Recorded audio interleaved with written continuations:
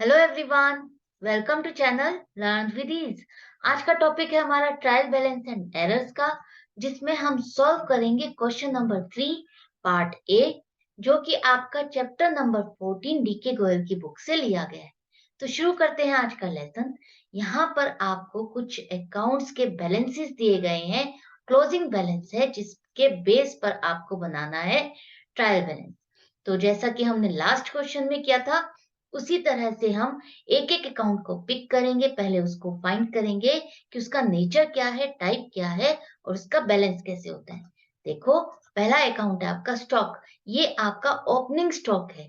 क्यों? क्योंकि आपका जो फाइनेंशियल ईयर है वो आपका स्टार्ट होता है 1 अप्रैल से और एंड होता है 31 मार्च किसी भी ईयर का। तो यहाँ पर 1 अप्रैल दिया हुआ है, ओपनिंग बैलेंस है 2016 को। स्टॉक है, एसेट होगा, और एसेट है उसका बैलेंस हमेशा क्या होता है? आपका डेबिट होता है। और एसेट्स आपकी रियल अकाउंट होती है। नेक्स्ट है आपका परचेज, खर्चा है। खर्चा है, नॉमिनल अकाउंट है और इसका बैलेंस आपका डेबिट होगा। नेक्स्ट है सेल्स। सेल्स क्या है? आपकी इनकम है। इनकम है, नॉमिनल अकाउंट का पार्ट है और इसका बैलेंस होता है आपका क्रेडिट। नेक्स्ट है वेजिस। वेजिस क्या है? खर्चा है, नॉमिनल अकाउंट का पार्ट है और इसका बैलेंस आपका डेबिट होता है। नेक्स्ट है सैलरीज। सैलरीज भी आपकी खर्चा है, एक्सपेंस है, नॉमिनल अकाउंट का पार्ट है और इसका बैलेंस आपका डेबिट होता है। नेक्स्ट है रिपेयर चार्जेस। रिपेयर चार्जेस जो है आपका खर्चा है, नॉमिनल अकाउंट का पार्ट है और ये होता है डेबिट बैलेंस। हमेशा ये जो मैं अकाउंट आपको बता रही हूँ, इनके बैलेंस आपको हमेशा यही मिलेंगे। अगर इसके अलावा कोई और आ रहा है, मतलब कि डेबिट बैलेंस होना चाहिए, इसकी जगह आपका अगर क्रेडिट बैलेंस आ रहा है, तो इसका मतलब आपने कहीं ना कहीं मिस्टेक की है, उसे आपको चेक करना होगा। तो ये है आपका next commission received. Commission received मतलब कि इनकम है। इनकम है, नॉमिनल अकाउंट है और इसका बैलेंस आपका क्रेडिट होगा। क्यों? क्योंकि इनकम हम हमेशा क्रेडिट करते हैं, एक्सपेंस होता तो डेबिट करते हैं। नेक्स्ट है आपका सन्ड्री डेटर्स, मतलब कि डेटर्स जो कि आपके एसेट है, पर्सनल अकाउंट का पार्ट है। और क्या है ये? आपके डेबिट हो गए, एसेट है, डेबिट होगा बैलेंस इसका। क्रेडिटर्स क्या है? आपकी लाइबिलिटी है जिसकी आपको पेमेंट करनी है, पर्सनल अकाउंट का पार्ट है। और क्रेडिटर्स है, लाइबिलिटी है, तो इसका बैलेंस आपका क्रेडिट होगा। नेक्स्ट है आपका कैपिटल। कैपिटल क्या है? ओनर का अमाउंट जो उसने इन्वेस्ट किया है बिजनेस पे। लाइबिलिटी है बिजनेस की, उसको पे करना। और लाइबिलिटी है, ये है आपका पर्सनल अकाउंट का पार्ट। लाइबिलिटी है, क्रेडिट बैलेंस होगा। ड्राइंग्स। ड्राइंग्स क्या है? आपकी जो लाइबिलिटी कैपिटल की है उसको रिड्यूस करता है। लाइबिलिटी को रिड्यूस करता है तो इसका बैलेंस क्या हो जाएगा? आपका डेबिट हो जाएगा। और ये है आपका पर्सनल अकाउंट का ही पार्ट।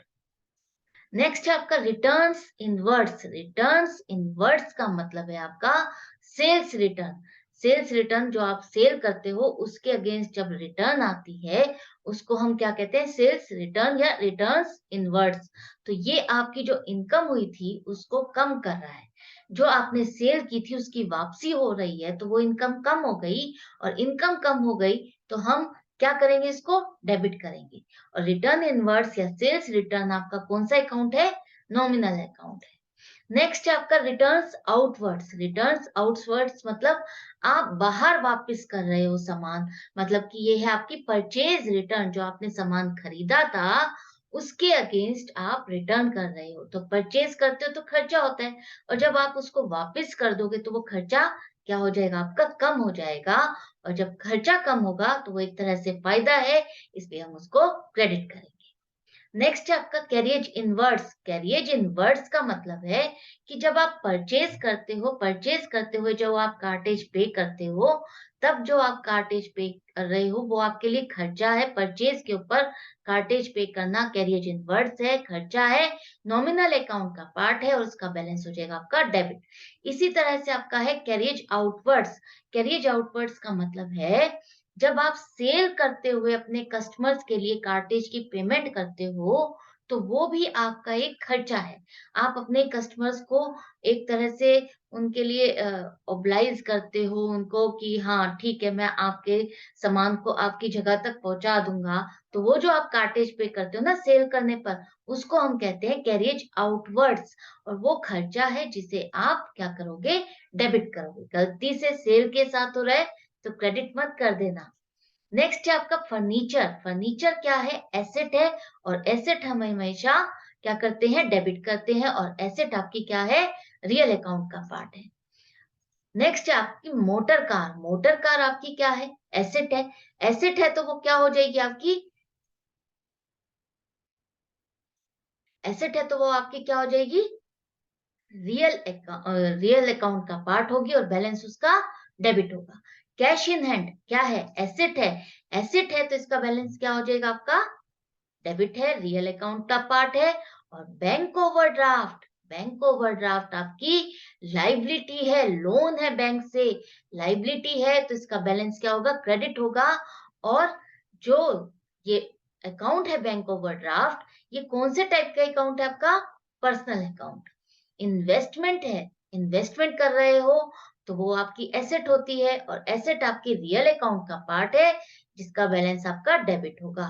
इंटरेस्ट ऑन इन्वेस्टमेंट ये क्या है, जो आपने इन्वेस्टमेंट की है उस पर आपको ब्याज मिल रहा है, तो वो ब्याज जो मिल रहा है आपको इन्वेस्टमेंट पर, वो आपकी इनकम हो गई।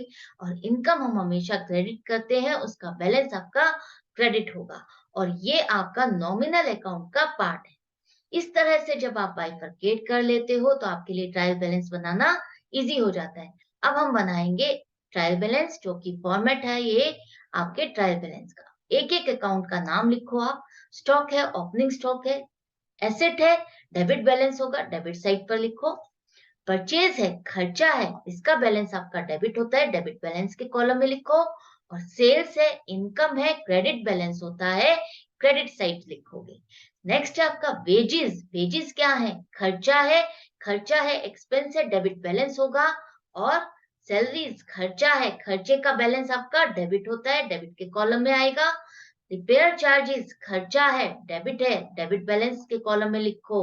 और कमीशन रिसीव्ड इनकम है, इनकम का क्रेडिट बैलेंस होगा, क्रेडिट के कॉलम में। और सन्ड्री डेटर्स एसेट है, एसेट का बैलेंस आपका डेबिट होता है, डेबिट के कॉलम में लिखो। सन्ड्री क्रेडिटर्स लाइबिलिटी है, लाइबिलिटी का बैलेंस आपका क्रेडिट होता है, आपको क्रेडिट बैलेंस के कॉलम में लिखना है। कैपिटल आपकी लाइबिलिटी है, पर्सनल अकाउंट है, और इसका बैलेंस आपका क्रेडिट होता है, क्रेडिट में लिखो। और ड्राइंग्स, ड्राइंग्स क्या है, इस लाइबिलिटी को रिड्यूस करता है, कम करता है। तो जब लाइबिलिटी को रिड्यूस करता है तो इसका बैलेंस क्या होगा आपका, डेबिट बैलेंस। तो डेबिट के कॉलम में लिखोगे। नेक्स्ट है आपका रिटर्न इनवर्ड्स। रिटर्न इनवर्ड्स का बैलेंस आपका क्या होगा, डेबिट होगा। डेबिट है तो डेबिट के कॉलम में लिखोगे। और रिटर्न आउटवर्ड्स का बैलेंस जो है आपका क्रेडिट होगा, जिसका आप क्रेडिट बैलेंस के कॉलम में लिखोगे। और कैरिएज इनवर्ड्स जो आप परचेज करते हुए कार्टेज पे करते हो, खर्चा है, वो आपका डेबिट बैलेंस होगा, डेबिट के कॉलम में आएगा। और ऐसे ही कैरिएज आउटवर्ड्स, आप इन दोनों अकाउंट के साथ इसको मिक्स मत कर देना, मैच मत कर देना, कंफ्यूज मत होना। ये खर्चा है, चाहे सेल पर करो चाहे परचेज पर करो। आप अगर कार्टेज पे कर रहे हो तो वो खर्चा है, और खर्चा है तो वो एक्सपेंस है, डेबिट होगा, डेबिट के कॉलम में आएगा। सिर्फ इनवर्ड्स और आउटवर्ड्स को आप इस तरह से ध्यान रखो कि ये आपका इनवर्ड मतलब आ रहा है कोई सामान, उस पर आप कार्टेज दे रहे हो, तो जब आएगा सामान इसका मतलब है आप परचेज कर रहे हो। और जो जा रहा है सामान, वो कौन सा सामान जाएगा, जब आप सेल करोगे तभी सामान जाएगा, उस पर कार्टेज पे करते हो, तो उसको आउटवर्ड्स कहेंगे। आई होप इससे आपको याद रहेगा। ये दोनों का काम आपका मेनली याद रखने का ट्रेडिंग और प्रॉफिट एंड लॉस अकाउंट में है। वहां पर इनको डिफरेंट साइड पर लिखना होता है, इसलिए आपको ये चीजें ध्यान रखनी होगी, कौन सा परचेज पर है और कौन सा सेल पर है। नेक्स्ट है आपका फर्नीचर। एसेट है, एसेट है तो डेबिट बैलेंस होगा, डेबिट के कॉलम में लिखोगे। अब यहाँ पर अगर आपका पेज फिनिश हो गया है तो दोनों कॉलम का टोटल करोगे। मैच नहीं करा तो कोई बात नहीं, टेंशन मत लो। अभी पूरे अकाउंट्स लिखो पहले, उसके बाद टोटल करो। यहाँ पर हमने फिर से ब्रॉट फॉरवर्ड कर लिए हैं बैलेंसेस। नेक्स्ट पेज पे अब यहाँ पर हम बाकी के अकाउंट्स लिखेंगे। मोटर कार है, एसेट है तो डेबिट बैलेंस होगा। और कैश इन हैंड ये भी एसेट है तो डेबिट बैलेंस होगा। बैंक ओवरड्राफ्ट लाइबिलिटी है, लाइबिलिटी का बैलेंस हमेशा क्रेडिट होता है, क्रेडिट के कॉलम में लिखोगे।